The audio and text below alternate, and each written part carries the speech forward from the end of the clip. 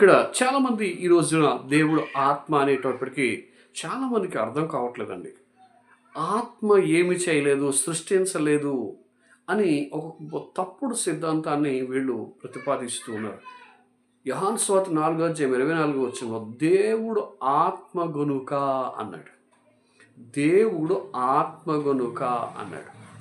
ఈ ఆత్మే, ఈ దేవుడు ఆత్మయున్న దేవుడే ఆదికాండ 1 అగాధ జలముల మీద అలాడుచుండెను అన్నది.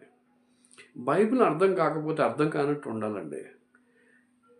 యేసు ప్రభువుని, తండ్రి అయిన దేవుని, కుమారుడైన దేవుని వేరుపరచటానికి ఇక్కడ చూసారా ఎన్ని వాక్యాలకు వక్రీకరిస్తూ ఉన్నారు.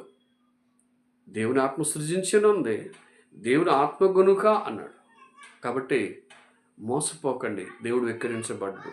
సత్యాన్ని, బైబిల్లో ఉన్న సత్యాన్ని తెలుసుకోండి.